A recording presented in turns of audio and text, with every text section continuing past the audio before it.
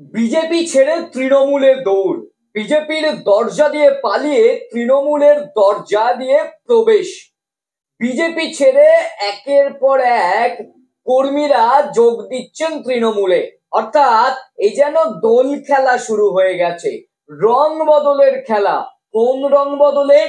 না, গেরুয়া রং ছেড়ে গায়ে মাখছেন এবার সবুজ রং। সবুজ আবিরে কার্যত মাখছেন একেবারে বিজেপি কর্মীরা। বিজেপি ছেড়ে যোগ দিচ্ছেন তৃণমূলে।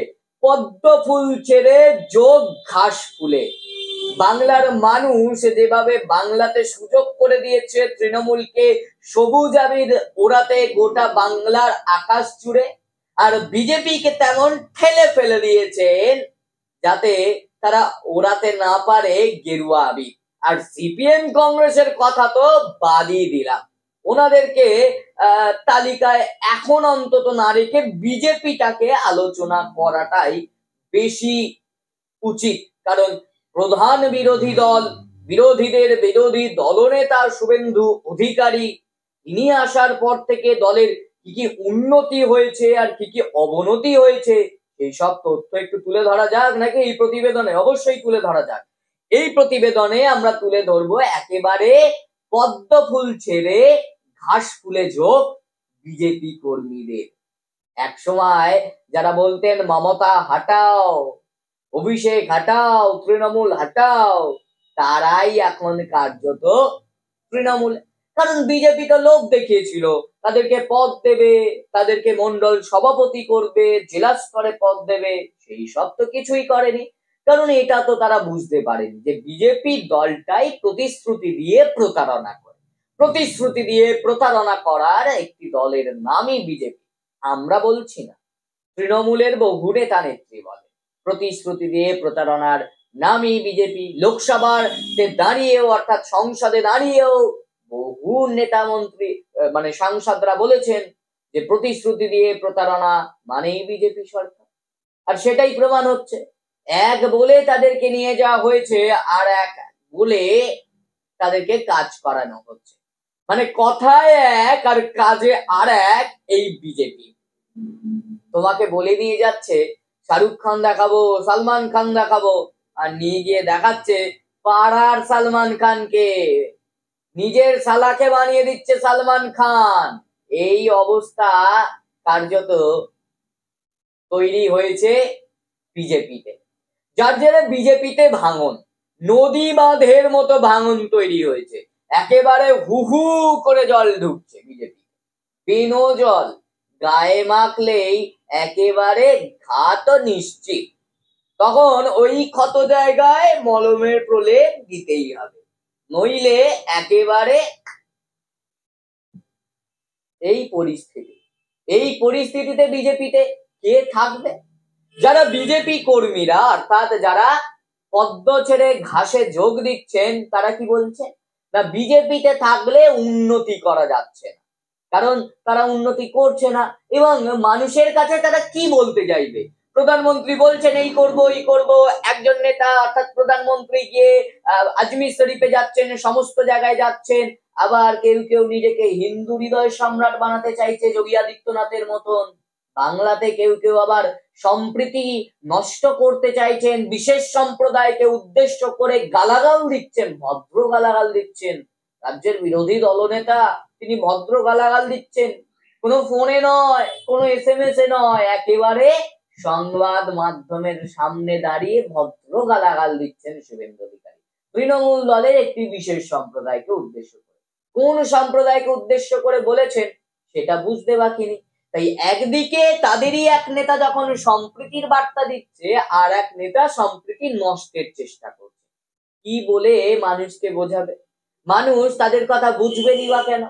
তাই সেই অবস্থা বিজেপিতে। বিজেপি কর্মীরা মানুষকে বোঝাতে গেলেও মানুষ বুঝবে না, কারণ তাদের কথা দুমুখ কথা। তারা সাপের গালেও চুমু খাচ্ছে, ব্যাঙের গালেও চুমু খাচ্ছে।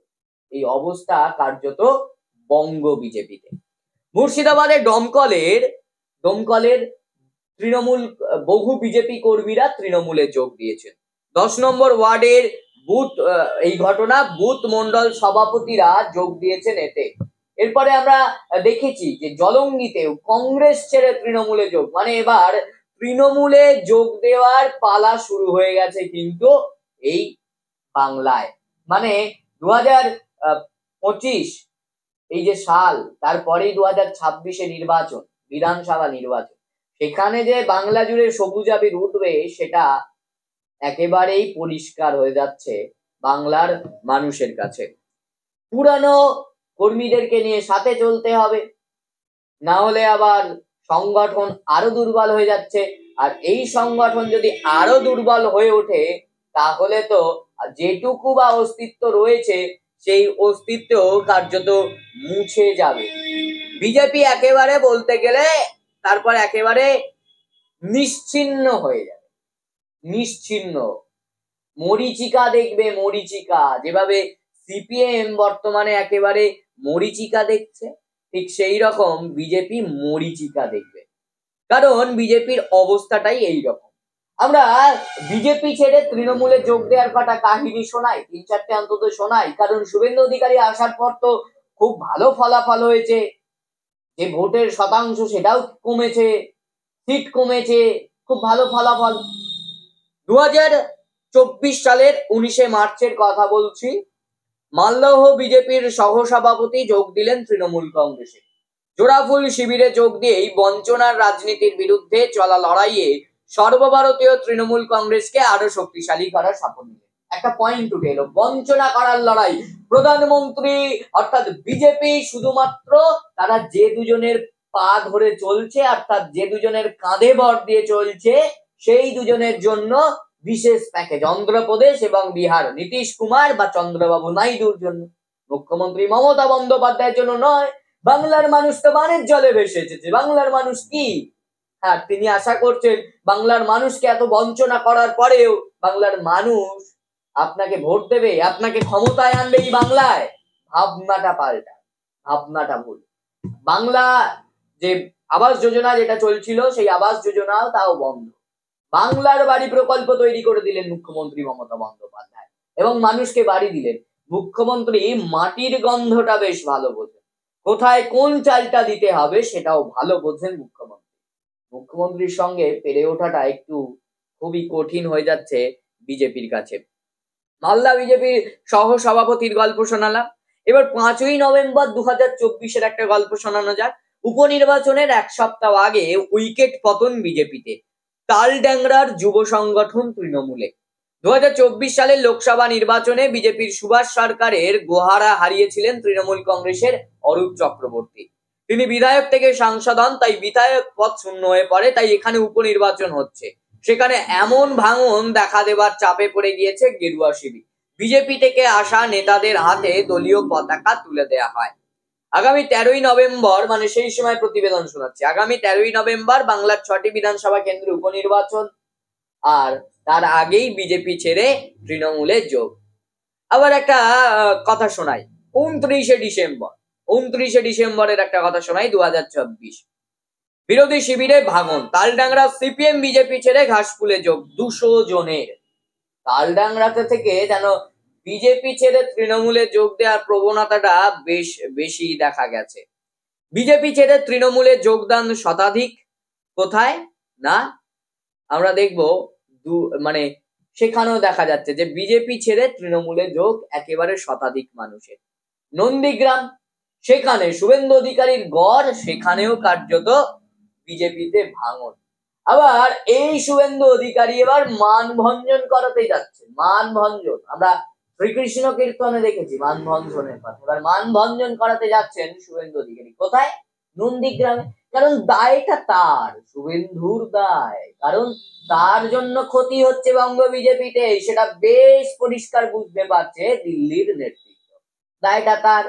এবার বেশি করলে শুভেন্দুকে যদি আবার হেসে দেয়, অর্থাৎ যদি আরো ব্যাকফুটে পাঠিয়ে দেয়, শুভেন্দু অধিকারী যাওয়ার মুখ তো আর কোথাও সেভাবে নেই, মানে বড় কোনো দলে, তাই হেসে দিলে আরো অবস্থা খারাপ। খাচ্ছিল তাঁতি তাঁত গুনে, কাল হলো তার এঁড়ে গরু কিনে। শুভেন্দু এখন একটা এঁড়ে গরু কিনে বসে আছে, তাই সেভাবে তার আর কোনো পথ চলার উপায় নেই, থাকতেই হবে তাকে বিজেপিতে। এতক্ষণ রয়্যাল বাংলা স্টুডিও থেকে আপনাদের সঙ্গে আমি ছিলাম সন্দীপন। আরো নানান খবরের আপডেট পেতে চোখ রাখুন শুধুমাত্র রয়্যাল বাংলার